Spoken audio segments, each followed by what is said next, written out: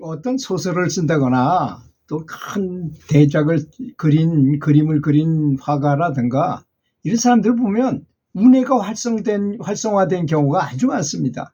또는 어떤 아름다운 음악을 진짜 세계적인 명곡을 이렇게 작곡하는 사람도 그래요. 대표적인 예가 폴 맥카트니라는 사람을, 비틀즈의 멤버였던 폴 맥카트니가 자기네 고향인 웨일즈에 공연을 여기저기 다니다가 엄청 피곤하잖아요. 그래서 고향에 가서 어머니 아버지 보고 자기가 어릴 때 컸던 다락방에 올라가서 잠을 자게 됐어요. 편안하게.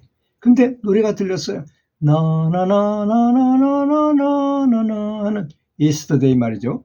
그게 각 악상이 딱 떠올라서 그걸 딱 거기다 기록을 했어요. 근데 어디서 들리는 소리였지 자기가 만드는 게 아니었다는 것입니다. 어디서 그런 소리가 들렸다는 거야. 그래서 돌아와서 친구들하고 비틀즈 멤버들하고 그걸 가지고 그 자리에서 예스터데이라는 작사를 해가지고 그걸 발표했어요. 세계적인 명곡이 됐죠. 그런 것의 특징은 다 세계적인 명곡이 된다는 것입니다. 그런 데서 이렇게 지혜로 나오는 거는. 그리고 그런데 제가 왜 이 말씀을 드리고자 하느냐.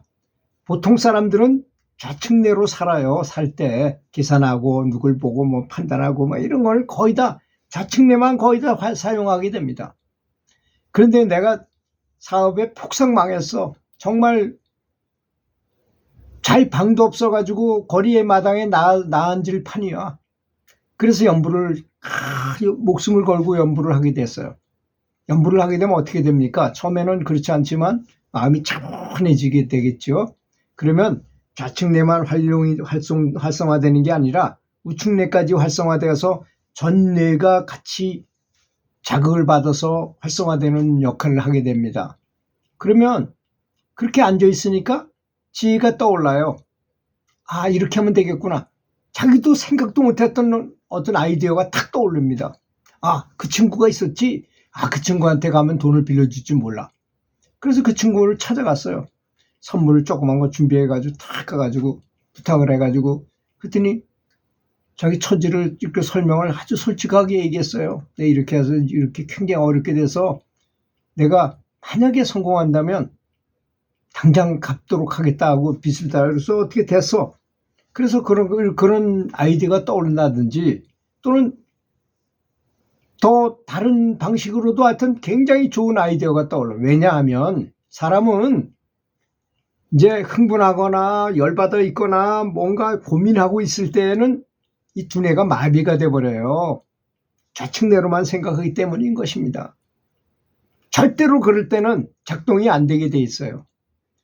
자, 지금부터 제가 놀라운 세계적인 베스트셀러를 써낸 작가들의 이야기를 좀 들려드리겠습니다. 그걸 들으시면 제가 왜 이런 말을 하는지를 알게 될 것입니다. 세계적으로 뛰어난 작가들은 운해의 놀라운 잠재 능력을 이용해서 스토리를 썼다는 것입니다. 이 스토리는 개인적인 자기 생각을 뛰어넘어서 어디선가 저절로 마음속에서 나타나서 저절로 나온다는 것입니다. 이것이 바로 운해가 가지고 있는 창조성의 비밀인 것입니다. 근데 이런 걸 잡아내야 될 거 아니겠습니까? 이것이 바로 운해가 가지고 있는 창조성의 비밀이고 그와 같은 운해의 창조성의 비밀을 허심탄회하게 아주 다 그냥 어떤 사람은 그걸 비밀로 하는 사람도 있는데 탁 터놓고 얘기하는 세계적인 작가들의 말을 모아서 제가 말씀을 드려보겠습니다. 영국 빅토리아 시대에 활동했던 우리가 잘 아는 크리스마스 캐롤 또는 소설에서 구두쇠 스크루지 영감 있잖아요. 스크루지 영감. 스크루지 영감이 나빴다가 개과천선한다는 내용의 세계적인 베스트셀러를 쓴 찰스 디킨스가 다음과 같이 고백을 했어요. 자기는 뭐 남의 책을 보고 뭐 이렇게 연구해가지고 쓴 게 아니고 책을 쓰려고 책상을 맞대고 앉으면 무엇인가 자비심 넘치는 힘이 모든 것을 가만히 있으면 나에게 다 보여준대요. 이런 내용을 다 보여주면 그냥 받아 적기만 하면 되는 거야. 그렇게 쉽게 썼다는 것입니다. 뭐 고민해가지고 쓴 것도 아니고. 이렇게 쉬운 방법이 있다는 거죠. 또 이태리를 대표하는 가장 위대한 오페라 작곡가였던 푸치니 있잖아요. 대표작 나비 부인을 작곡하고 스스로 고백하기를 나비 부인은 신이 말해준 것을, 하느님이 말해준 것을 나는 그것을 종이에 옮겨 놓기 위한 도구에 지나지 않았다고 말했어요.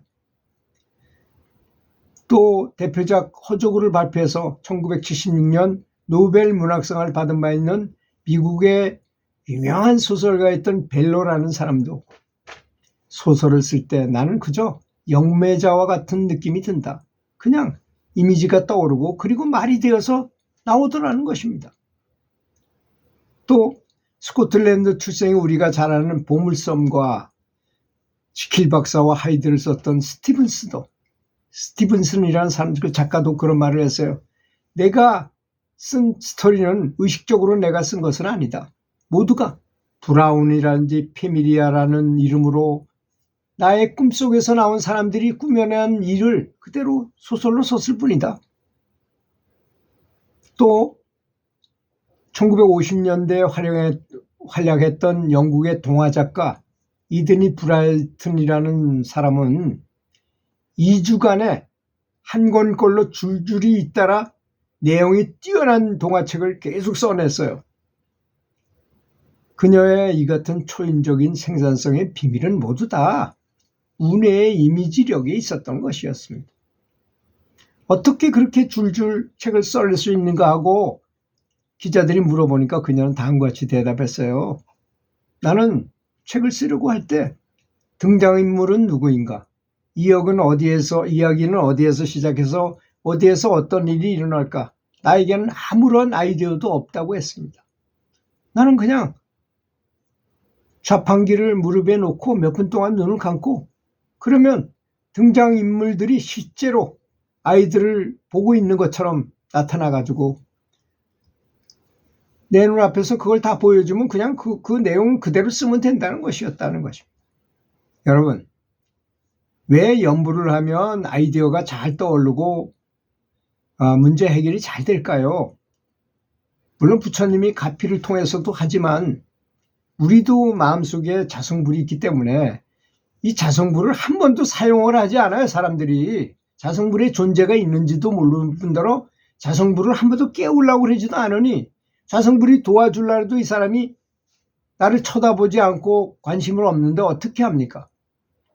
생각해 보세요. 미국에서 대통령이 왔어요. 그럼 우리나라 사람이 누가 가서 영접을 해야 됩니까? 당연히 대통령이 가서 영접해야 될 것입니다.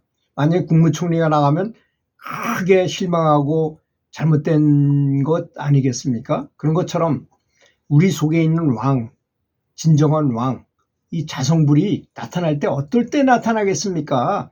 나타나야만 할 때 나타나신다는 것입니다. 그러니까 매일 찾아야 된다는 거죠. 그래서 정말 이제는 대통령감이야.